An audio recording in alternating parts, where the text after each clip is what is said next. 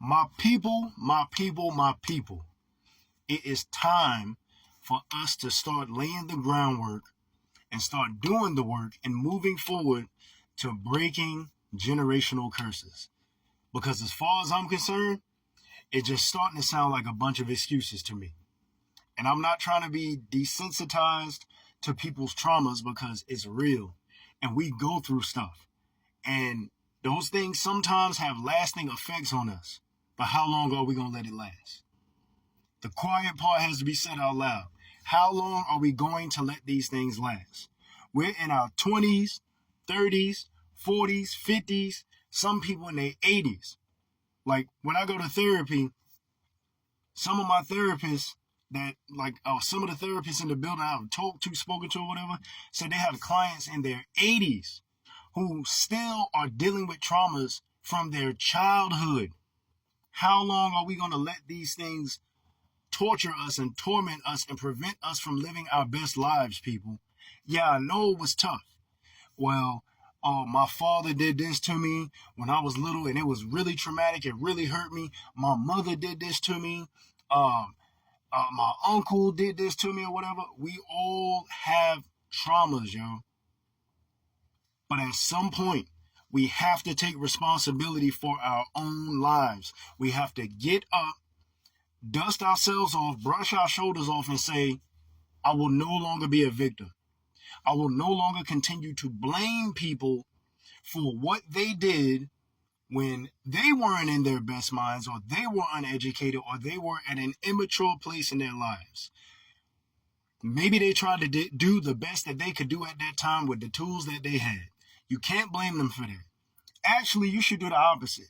Try to look at it from a place of appreciation, a positive place. Like, okay, I know this didn't happen, but what were the good things that did happen? And you might be surprised to see what you can find. Because your parents, generally speaking, like your parents and your family members, your loved ones, they generally want the best for you. And sometimes what we perceive as trauma really ain't trauma. Sometimes we just hard-headed and we don't want to listen to the truth because it's too uncomfortable for us. Oh, I'm traumatized because this and that happened. No, you were hard-headed. You were hard-headed and you didn't want to do right. So now you're blaming everybody.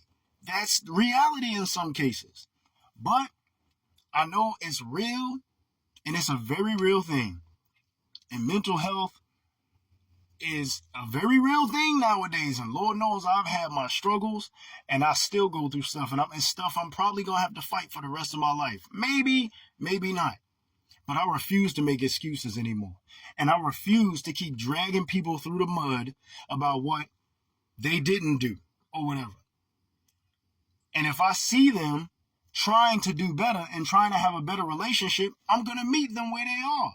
How can you progress if you have people in your life who admit they made mistakes and they're actively working and trying to do better, but every time you deal with them or every interaction you have with them, you're reminding them of what they didn't do or what they did that was bad? People are going to get tired of that. Everybody has feelings. It's not your feelings or you get to cherry pick whose feelings are valid. No, we all have feelings. We all are people and our feelings are valid. So you got to change. We have to change the way that we see things. We can't pick who's valuable and who's not because we all are valuable to ourselves and we all are valuable to somebody. But the whole bottom line is, well, sometimes no contact is necessary. If you have people in your life who refuse to change, who refuse to start taking steps towards bettering their relationships or bettering their relationship with you, sometimes you might have to go no contact. I understand that. That's legitimate. But if people are trying, you got to meet them where they are. And you'll know if they're trying by their actions. A lot of people just like to talk. Pay attention to what people do. That'll show you if they're trying to really have a relationship with you or not, or try to mend things or not. But I'm pretty much coming towards the end of my rant. You can't be a victim your whole life.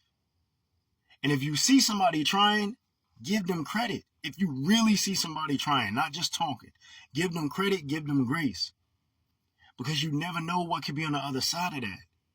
You are not a victim. You are victorious. Remember that and be blessed and have a great day.